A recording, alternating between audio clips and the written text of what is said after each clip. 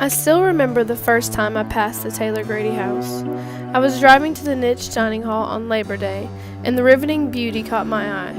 I stared in awe at the captivating charm of the house, curious if it was some sort of Greek life house. As I did more research on the subject, I found out it was actually the Taylor Grady house, encompassing hundreds of years of beauty. As I pulled into the parking lot of this gorgeous building, I was taken aback by the sheer massiveness of it. I couldn't imagine how much history was wrapped up in this three-story structure. It was built in the 1840s by General Robert Taylor, an Irish immigrant, plantation owner, and leader of the state militia. Because he was a plantation owner, he gained a lot of wealth and was able to create such a beautiful and large home.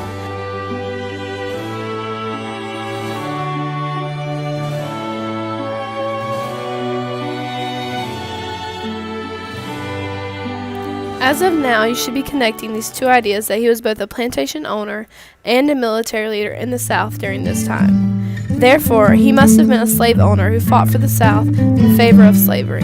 He gained his great power and status by enslaving African American men and women and fighting for this horrible cause, and it is on display for all to see through his grand home. When I passed by the house that Labor Day, I knew the home carried great importance to it, or at least represented it by the mere size and grace carried by the building, although now I regret my look of beauty when it is driven by such ugly beliefs and actions.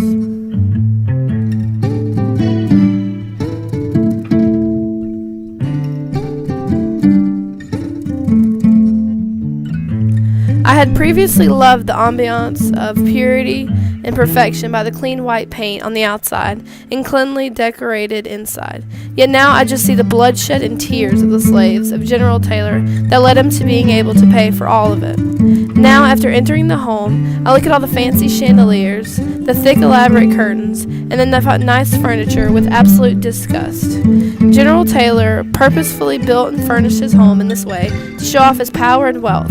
It is no mistake that you feel inferior and stand in awe at the house. He wanted to show its place in society while putting the onlooker in theirs, highly characteristic of your typical historical military leader.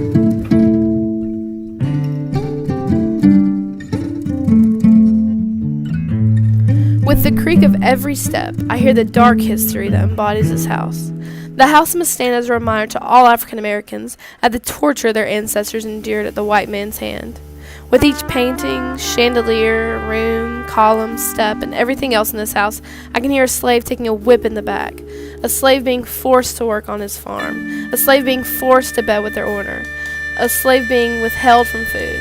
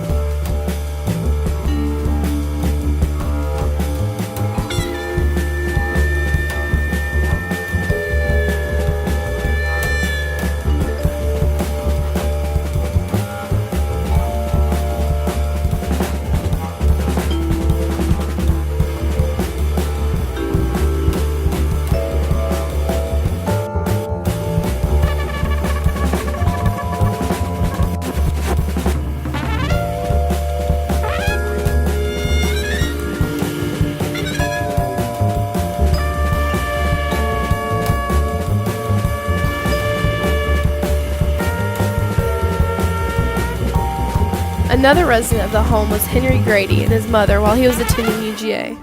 He later became known for being the editor of the Atlanta Constitution, where he displayed his ideas of white supremacy. With more and more information I found, I feel like I am sinking further and further into guilt over my initial reactions to this house. I originally thought it was so beautiful that I would even want my wedding to take place on this property. Now I am completely taken aback and disgusted by what his home represents. The glory of white plantation owners and others at the mercy of enslaved African Americans.